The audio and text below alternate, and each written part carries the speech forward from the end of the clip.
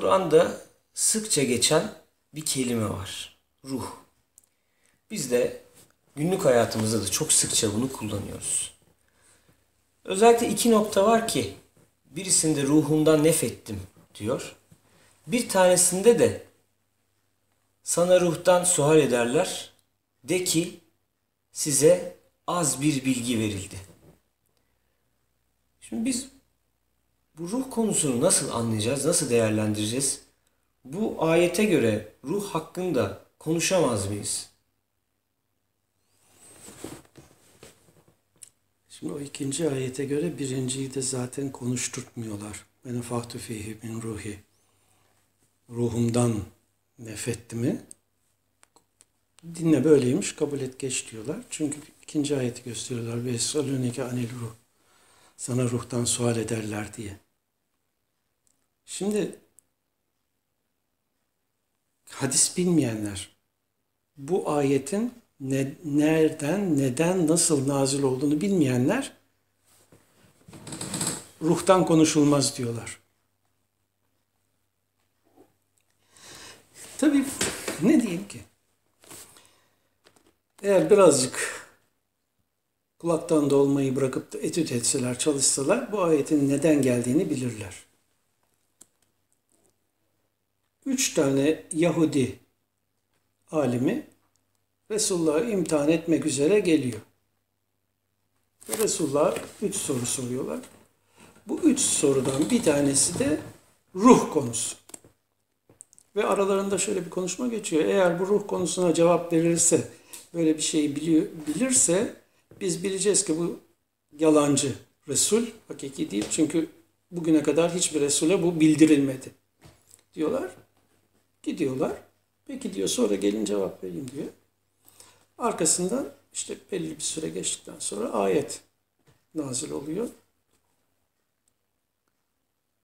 "Kulir ruhimin emri Rabbi." Rabbinin emrinden ruh diye geçiyor. Şimdi Yahudilere bu cevap veriliyor. Yani buradaki size az bir ilim verildi hitabı Yahudileredir. Yahudilerde ruh ilmi yoktur. Ruh bilgisi yoktur. Kişi ruhun ne olduğunu bilmediği takdirde zaten veli olmaz. Velayet sırrının açılması zaten ruhun manasının açılmasıdır. Şimdi sen Kur'an okuyorsun ama Kur'an'ın ruhuna ermemişsin. Şeklen lafzını okuyorsun. Bak şimdi burada neyi anlatmak istedim? Kur'an'ın ruhuna ermemiş. Yani burada şimdi bildiğimiz şekilde hani gözün göremediği falan böyle bir türden bir ruhtan bahsetmiyoruz.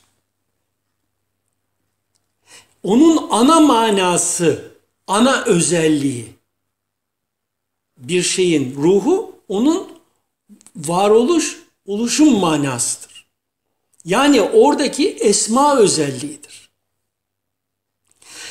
Ruhumdan nef ettim ifadesi de senin varlığını kendi esmasıyla meydana getirdiğini anlatır. Onun içindir ki bunu teyit ve destekleme, açıklama babında demiştir ki ona bütün isimleri talim ettik. Birbiriyle bağlantılıdır bu konu. Dolayısıyla kendini Allah'ı tanımaya vermiş, kendini Allah'a adamış, Allah'ta varlığını yok etmiş kişilerin hepsi ruh konusunun ne olduğunu bilir.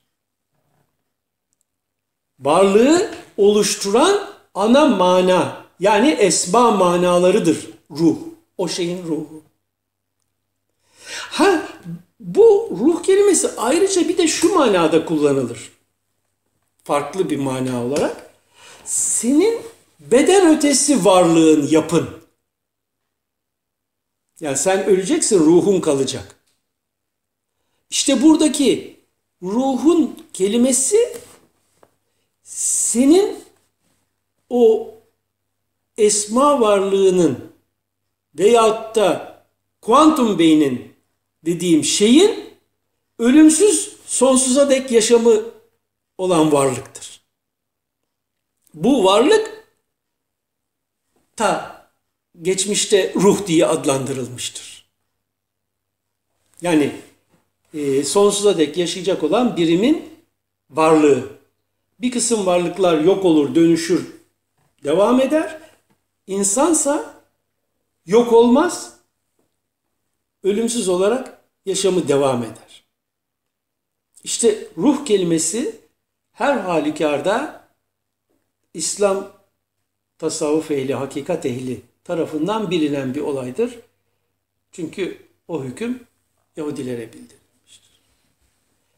Ruh konusu gibi melek konusu da gene enteresan bir bilgidir. Melek nurdur. Melekler nurdur. Melekler görülmez. Cin denen varlıklar görünür. Cin deyince biz hep orada da boğuluyoruz. Yani aramızda yaşayan işte ufacık kabileler halinde yaşayan, dişisi erkeği olan, evlenen, çoluğu çocuğu olan bir takım görünmez varlıklar diye anlıyoruz. Halbuki cin kelimesi gözün görmediği bütün türleri kapsar.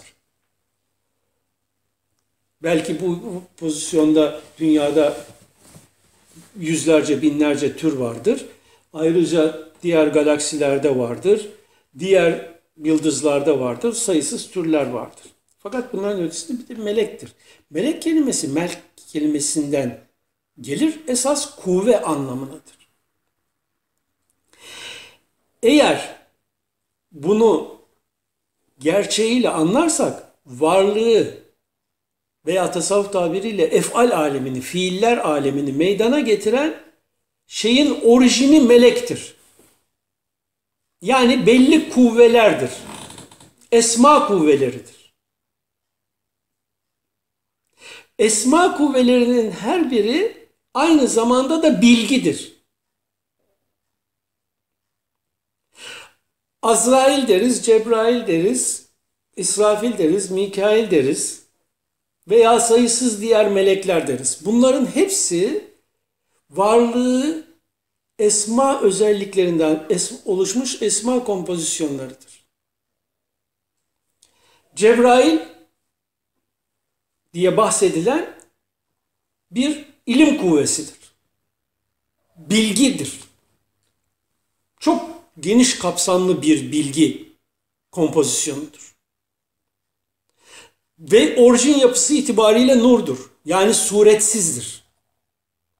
Ama diyeceksin ki sen şimdi bana efendim Resulullah Cebrail'i çeşitli suretlerde gördü. Defalarca kah arşı ufku kaplayan bütün heybetiyle gördük. Ya insan suretinde gördü vesaire. Şimdi o bilgi kuvvesi olan yapı sana o anda hangi bilgiyle geliyorsa o gelen bilgiyi beynin kendisindeki veri tabanına göre bir surete sokar. Ve beyninde sen dünyanda onu o suretle görürsün. O beyninin ürettiği surettir. Yani orijini itibariyle melek dediğin yapı nurdur.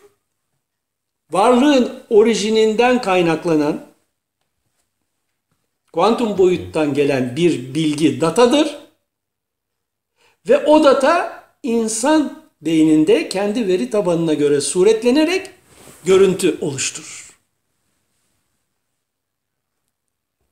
Bu olayı da bana göre böyle anlamak lazım.